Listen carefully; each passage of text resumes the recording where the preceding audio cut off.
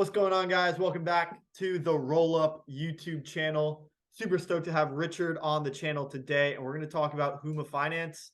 Richard, before we get into Huma, can you tell us a little bit about yourself and how you got started in Web3? Yeah, thank you. Thank you for the Rollup and Rob getting me on the call. Super honored to be here. Richard Liu, co-founder of Huma Finance. Huma is an income-backed DeFi protocol, and we'll get more into that. And myself is before this, I was a CTO for a pretty sizable fintech company called Earning. We enable people to access their future paycheck. And we are originating about $6 to $7 billion a year now. And we were able to manage the risk loss at less than 1%. Using a lot of income, trying to understand people's income and use that as a key element for us to do the underwriting. Before that, I did my own startup, Leap.ai. We use machine learning to match people with right jobs. It was acquired by Facebook in 2019. Then right before that, thank you. And I spent a bunch of time in Google and built a few 0 to 1 product. Some succeeded, some didn't. But it was really, really cool. And I think a product probably some of your audience might be using, including myself, still using, called Google Fi. So Google's phone service provider. Yeah. So that was you. Yeah. Yeah, I was a head of engineering for Google Fi. Yeah. Awesome. Awesome, man. I've been hearing more about Google when it comes to AI and their vision for AGI. Did you have any experiences with some AI while you were at Google and like their vision? Sure. I think, first of all, I would say the AI I experienced at that generation in Google or in my first startup, which is very, very different from today's AGI. That's very, very different because that's more like a baby step. Today is a much, much bigger scale. And obviously in Google, very early days when I was working on Google offers, and we really use machine learning, trying to understand people's, using all kinds of signals, understand people's commercial intent. Then we can target people with the right offers into their wallet. Definitely that probably was the first exposure in my career into AI. Then when we did the Leap.ai, we try to understand all the jobs, understand you, and using all kinds of data, trying to match you with the right jobs. So that was my second exposure. But in terms of today's, because of ChatGPT and Google's response, all those things, obviously I'm outside Google. I'm reading the same story as you do, and the competition between Google and Microsoft and ChatGPT, very, very, very interesting, very, very fascinating. Yeah. Yeah. It's a race right now, between like IBM, Google, Microsoft. They all have these competing AI technologies. And we'll see which one gets adopted, both on the front end, like, the users, which ones they're interacting with, as well as on the back end, how, they are all kind of like using the same training data and sets. Some of them have certain biases, like ChatGPT. It'll kind of talk shit about someone, but not someone else. And it's very interesting to see like how certain AIs will respond differently about certain topics. So yeah, definitely interesting to say. But from my personal perspective, I look at different companies' DNA, and Google's is a technology company, and some other company, Microsoft, is more really exceptional in enterprise application. And although Google is probably about 6 months behind, and I personally feel bullish they will catch up. Interesting. So the question is, how have those Web2 experiences, both in entrepreneurship and then in AI, working as head of engineering at Google Fi, how have those experiences affected your Web3 journey? That's a very, very good question. Maybe I can first jump in. I first exposed to crypto in 2017. When I was doing Leap.ai, we seriously considered whether we would want to embrace crypto.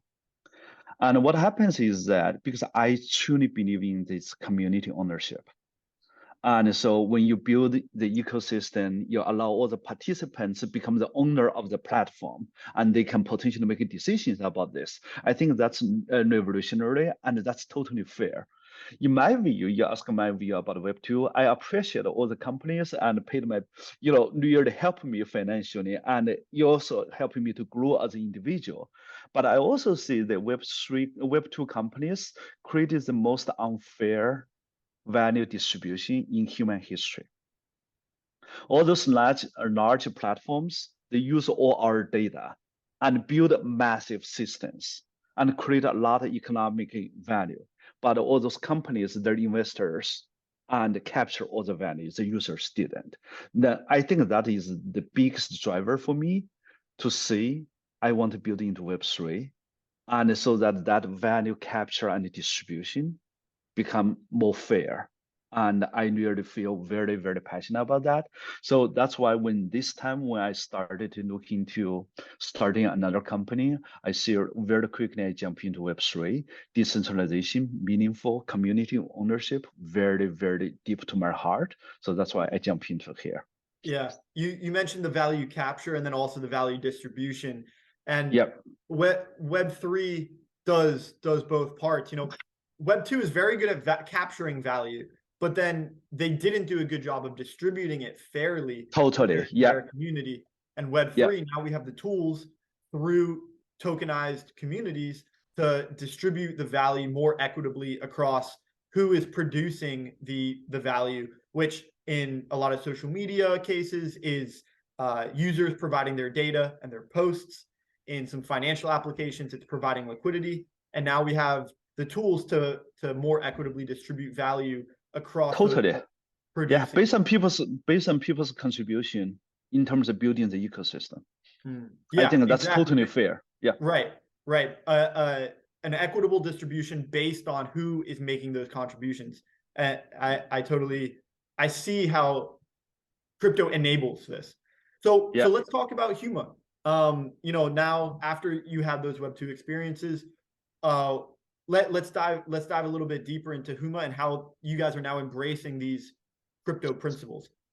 Yeah, totally. Right. So first, let's talk about what Huma is. Right. So today, you look at today's DeFi. DeFi had a lot of success. I really love a lot of DeFi protocols. I play with them and engage with them, but they are very limited because they build really for one use case, the trading use case, the building for the speculators, but they really don't bring much value to 99% of the people around the world. And not only people, more important, businesses as well. And you look at real life lending, and they look at people, number one is income, because your future income, your receivables, your individual income is the most reliable signal about your ability to pay back. Second one is your credit, your reputation, your past history. The third one is some assets as backing. But usually you put asset is smaller, pretty much smaller role compared with the other two. But in DeFi today, you can only use a few crypto assets as a collateral. Because of that, they don't really understand a lot about your other ability. So the use cases they can support is only just trading use case, which is really, really limited. You're asking my question from my Web 2 experience. There is one thing Web 2 does really, really good. Although Web 3 does many things good, but there is one thing I think Web 2 people put a lot of energy on. How do I provide value to people? How do I solve real problems so that I'm so valuable? And if I don't have value, my product usually don't have product market fit. That's where my Web 2 experience will help us. We really focus on leverage whatever Web 3's principles, but on top of that, create real value for 99% of the business and consumers around the world. So that's why we're building an income-backed DeFi protocol for the 99%. Got it. So part of distribution of value is embracing these crypto principles, and now you're incorporating Web 2 principles as well to create real value by solving real problems. That's right. So that's right. It is. I want to dig deeper into how Huma works. And are okay, so let me make sure that I have it a good understanding. So by going on Huma, I can prove my income sources, maybe on chain and off chain, Option, and yes. I can get an advance on my income by borrowing from Huma, and then when my income comes in, I give it to Huma and repay my loan. That might be one use case to apply. So let me say there are two fundamental beliefs that Huma has. Number one, income is the most reliable signal about lending. We want to really understand income and tokenize it and use it as collateral. So the first one is income, your future income as a collateral. That's number one. Number two, we believe the lending in different parts of the world are different. So basically could be your operational regulation and the economic parameters like the inflation rate, which will substantially impact your APR. All those are different. It's very hard for you to build one fintech, one lending product for everybody. It's much more important to build a protocol so that you can enable a lot of those fintechs who are crypto forward to building on top of Huma. So that's why today we really work on with a lot of fintech companies, but they're very crypto forward. So we enable them to launch with us without building the DeFi infrastructure by themselves. We look at ourselves as largely more like a futuristic DeFi infrastructure company to enable a lot of crypto forward fintech companies. For example, the first company we're launching with is called Ja. They are more like a micro lending company across emerging markets, African, Southeast Asian, but they're very crypto forward. The founder has two beliefs. Number one, I want to be able to access global capital, not only the capital in the market that I'm going to extend the credit to, because this has a lot of business value for them and also for other parties that participated. Because if they can access lower capital, cost of capital, that means they can offer to their borrowers at a lower cost as well, brings the value to them. From their perspective, they probably have more room potentially create value for their protocol. The other part, they really also embrace the community ownership concept. They really want to say, transform the relationship between borrower and the lender. They want much more empower their borrowers so that if they can have a lot of loyal borrowers, then they will be able to attract a lot of high quality lenders as well. So it's very, very crypto forward thinking. Another partner we are working with is called ARF. So they mainly support the cross-border remittance companies. Usually it takes about 5 to 7 days to settle. They actually want to enable instant settlement. They use a USDC in the back so that the receivers get the money immediately. And so, but somebody needs to front the money. They're looking for DeFi protocol to support it, and Huma is right there to enable them to launch whatever their product and they want to do. And we build our infrastructure in such a way, have multiple layers, and people just simply, whenever this new guy comes in, and we look at their lead, and they only need to deploy our contract, change some configurations. They don't really need to write single line code, but are able to leverage many things that we have built in Huma. And do Huma's partners like Ja and others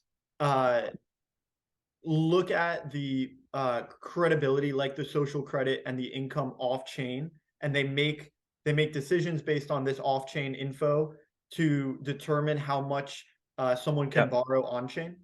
Yeah. So let me get in one layer deeper about the Huma protocol.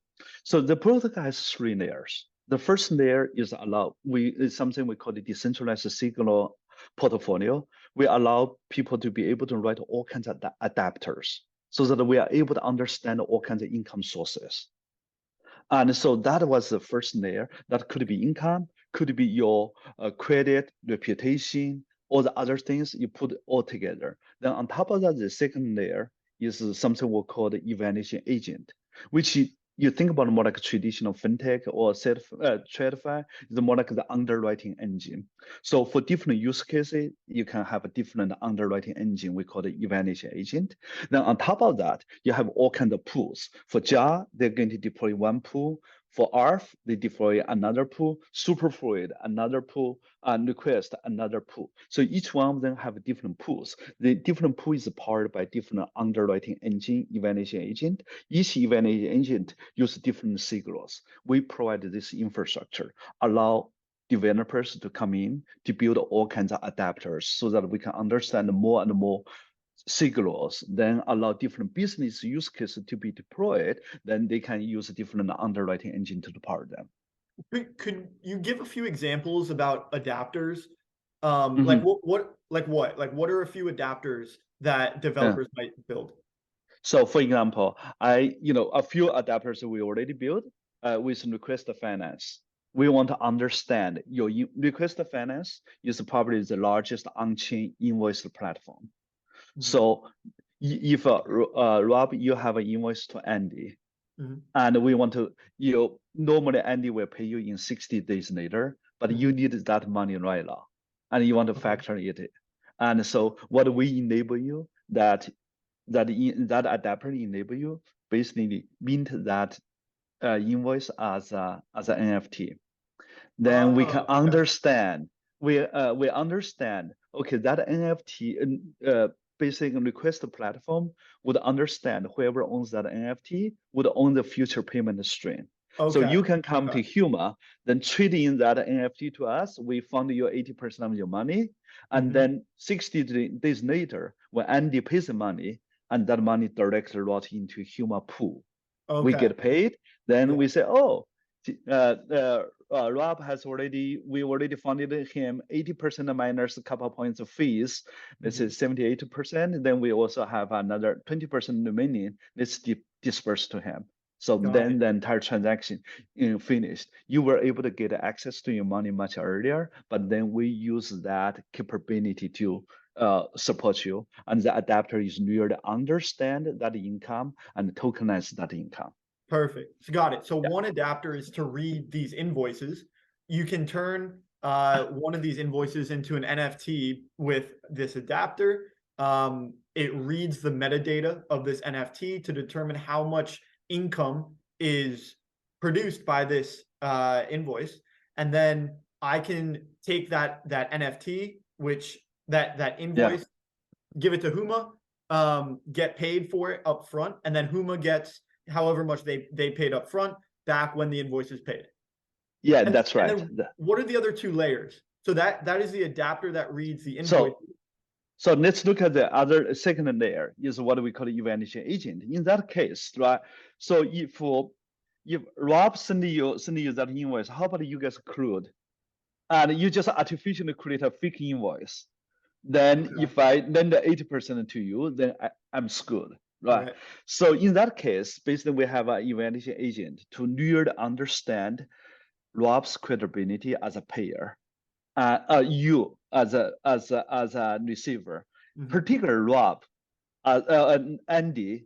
I'm sorry, I keep on missing the names. Andy's credibility as a payer. What's his history and how reliable was the past payment, and what's the relationship between you guys? So over there, we require additional adapters to be built. For example, what's your history? What's your payment history record?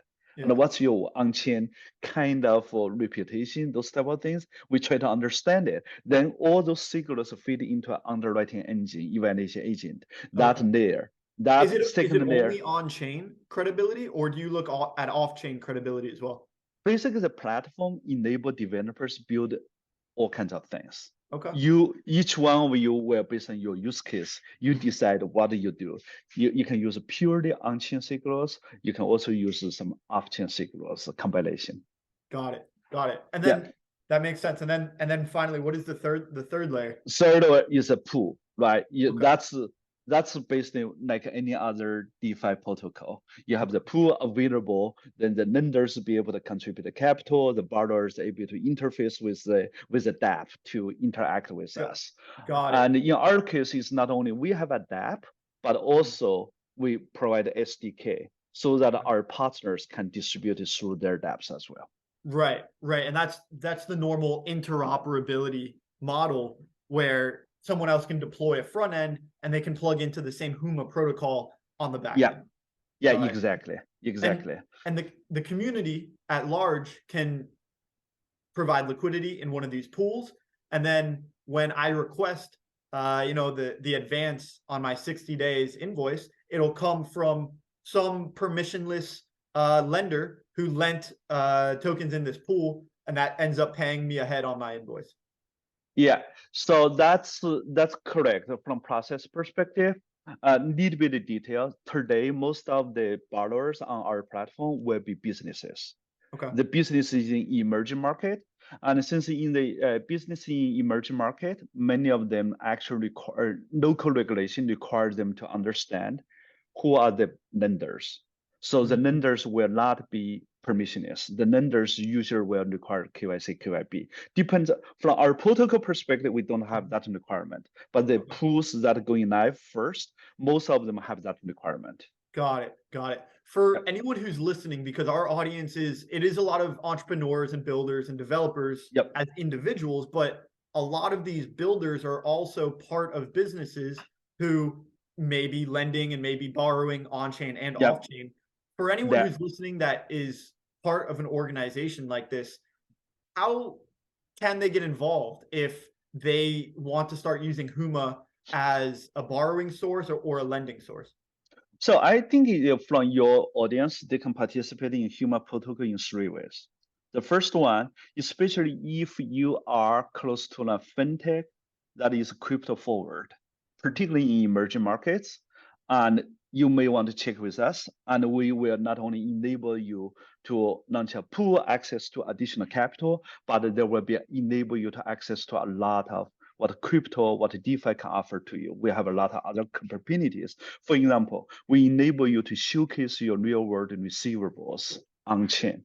When is the receivable coming in? When does it get paid? What's the performance? So that if you have high quality receivables, we are able to showcase for you. Then you're able to access a lot more capital than otherwise.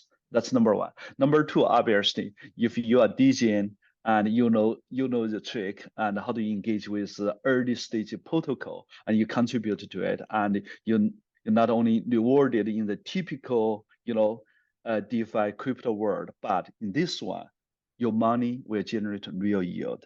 And we're talking about mid-tens.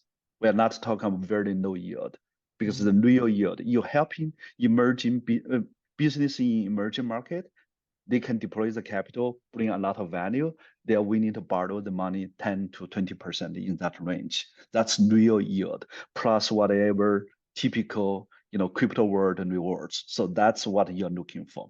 The third one, if as a developer, and you can contribute. If you understand certain income sources, talk to us. You can potentially contribute as an adapter. And sure, we'll have bounties, we'll have ongoing reward. If your adapter is going to be used in a big way in the future, you probably get rewarded in a big way as well.